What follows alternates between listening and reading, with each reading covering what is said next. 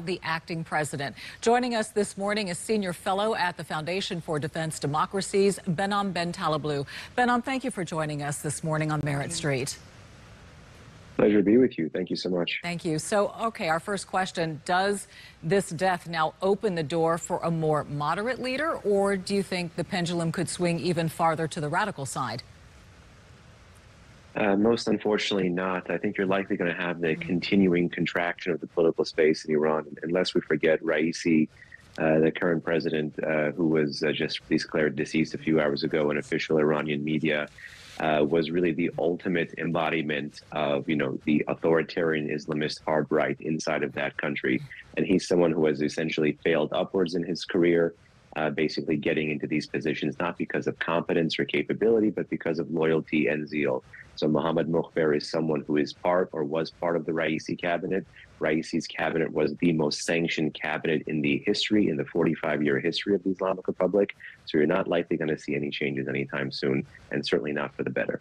Behnam, we've been watching developments over the past few decades, and a lot of the younger Iranians look very favorably on the U.S. and are hoping for better U.S. relations. How does this now implicate, or what implications does it have for us here in the United States?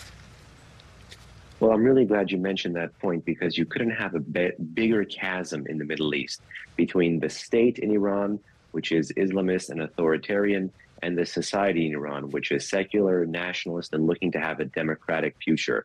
And it's not just the youth in Iran that look favorably on America or favorably upon even Israel inside of that country. Essentially, it's a 180-degree opposite. And since 2017, the Iranian people have used every opportunity, be it economic issues, social issues, political issues, crises, foreign policy crises, environmental crises, to signal to the world in their multiple protests and in their social media activism that there is indeed a vast chasm between state and society, and that the government in Tehran today does not reflect their views, values, and interests. That's precisely why, as you've seen a rise in protests, you've seen a decline in the turnout for elections. And Raisi in 2021 was elected, or shall we say selected, with the lowest ever historical turnout in the history of the Islamic Republic. Behnam, we can't let you go without talking about the relationship between Iran and Israel. We need to point out that congressional leaders and the president received briefings of absolutely no foul play here. Is this going to impact Iran and Israel's unstable relationship moving forward? In my view, no, in the short term, although the Islamic Republic does have a trend of sometimes when it looks weak at home, it tries to project strength abroad. But Raisi and the presidency and the Islamic Republic more general is not really the creator or director of the country's foreign policy. They really just implement orders that come on down from above.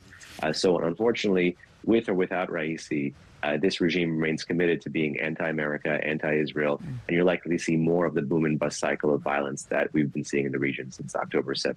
All right. Behnam Ben Taleblu, thank you for your perspective this morning. We appreciate you. Thank you.